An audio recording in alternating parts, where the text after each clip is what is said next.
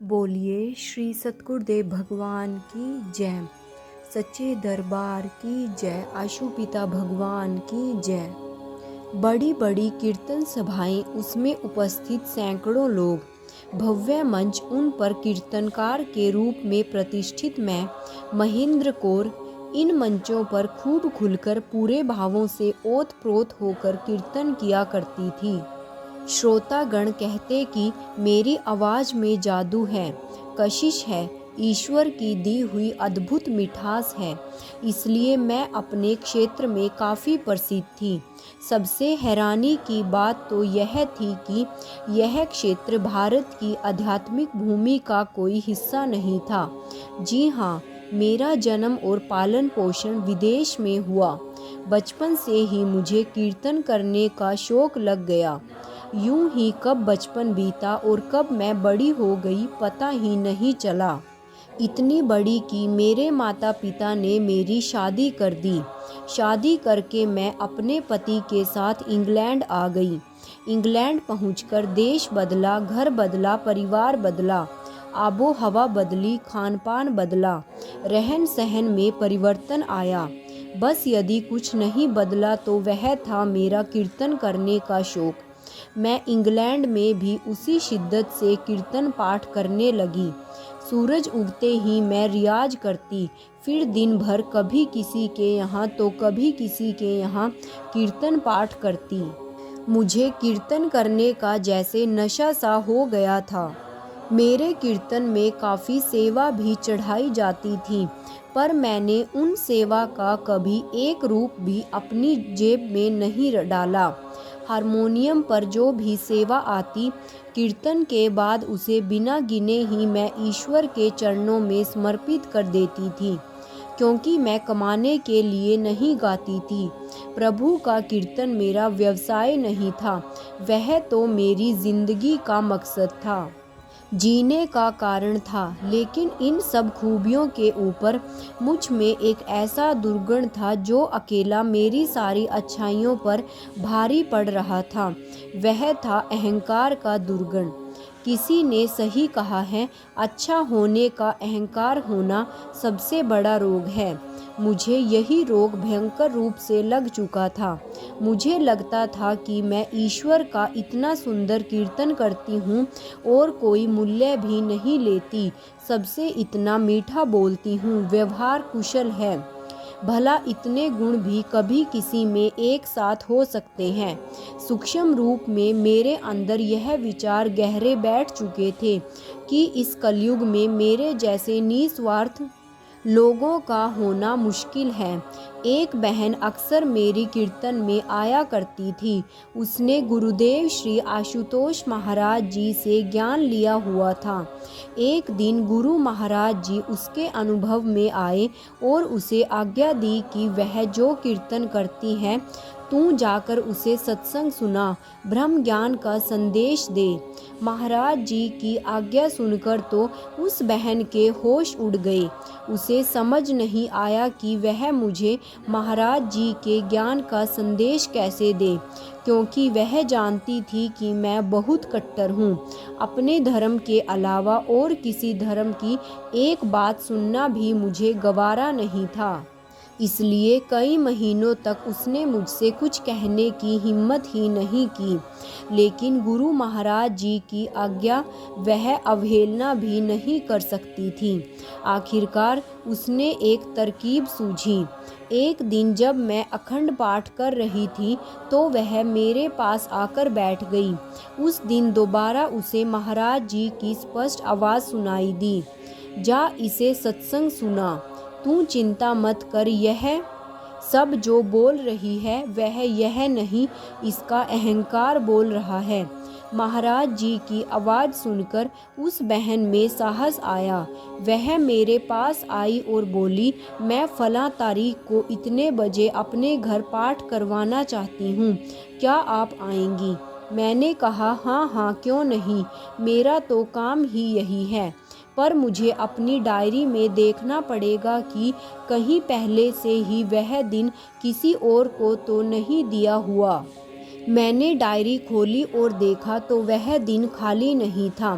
तब वह बहन बोली, आप प्लीज़ कैसे भी करके उस दिन हमारे घर पाठ कर दीजिए। मैं पहले ही बाकी की सारी तैयारियां कर चुकी हूँ। ऐसी मिन्नत सुनकर मेरे अहंकार को खुराक मिलती थी।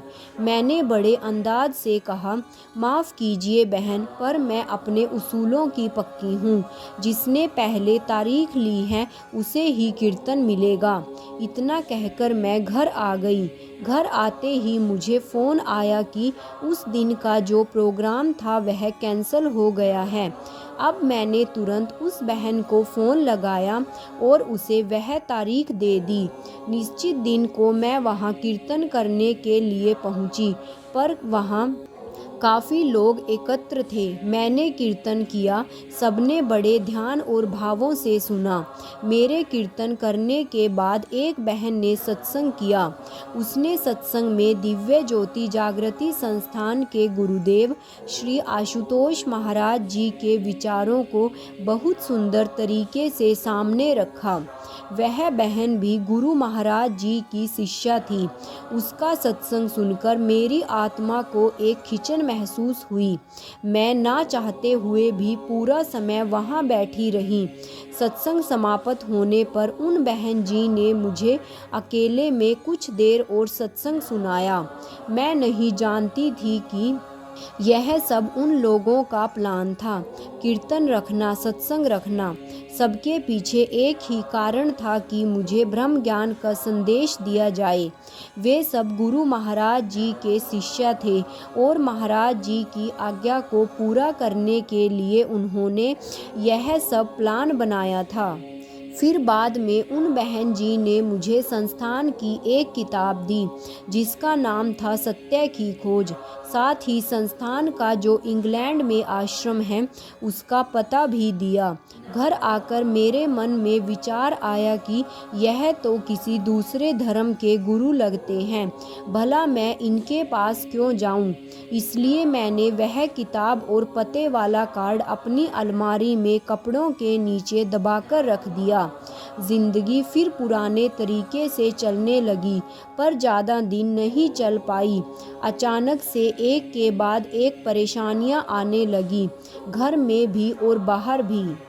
मैं चारों तरफ से कष्टों में घिर गई। मेरे कीर्तन पाठ को लेकर विरोध होने लगा। मुझ पर कई शर्तें रखी गई। मैंने उन शर्तों को मानने से साफ इनकार कर दिया। मैंने कहा, मैंने आज तक सच्चे हृदय से ईश्वर के लिए कीर्तन किया है। यदि ईश्वर मुझसे कीर्तन करवाना चाहता है तो वह करवा ही लेगा। मुझे आपकी शर्तों के आगे झुकने की ज़रूरत नहीं है। बस अब मेरा कीर्तन पाठ सब बंद हो गया।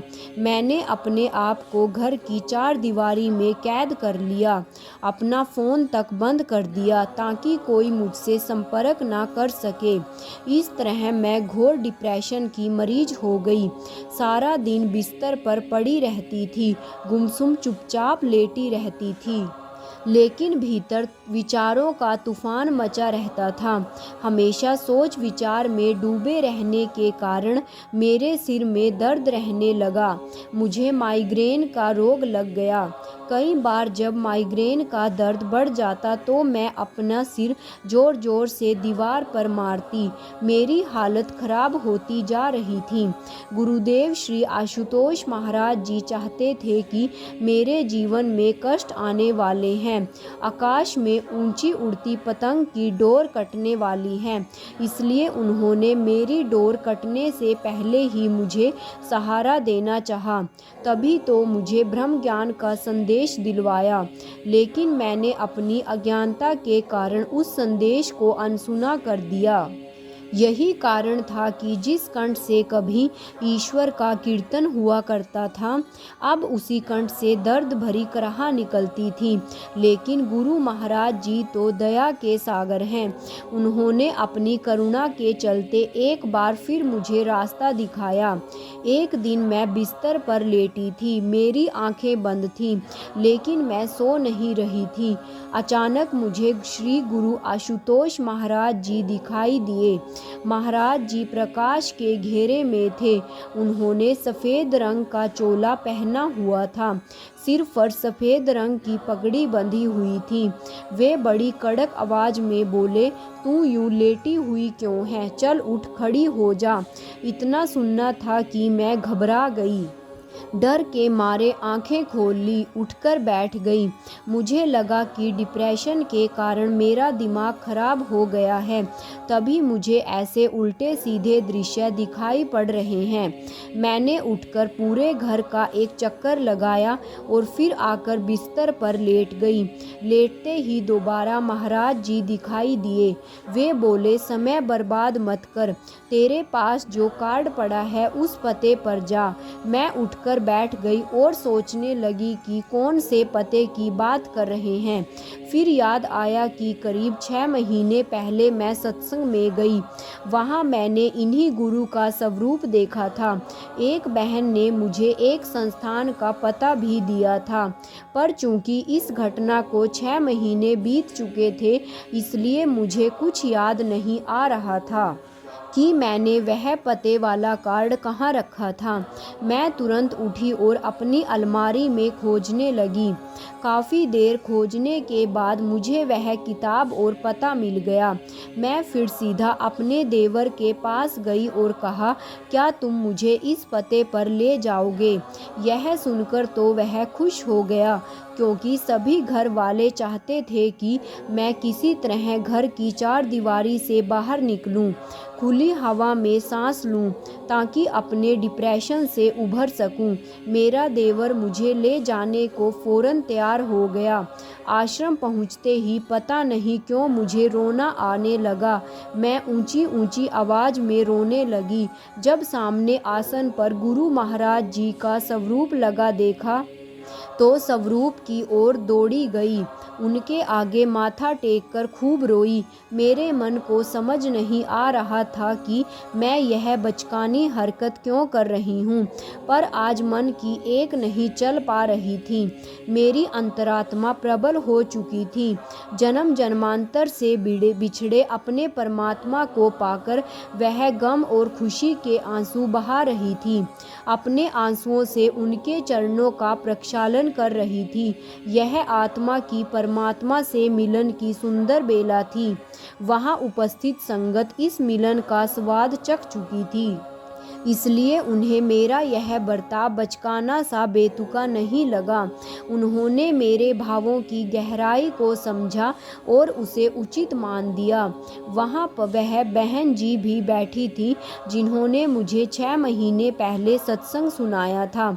मुझे देखते ही वे बोली, आ गए आप, कितना समय लगा दिया, पर चलो कोई बात नहीं, आ तो गए।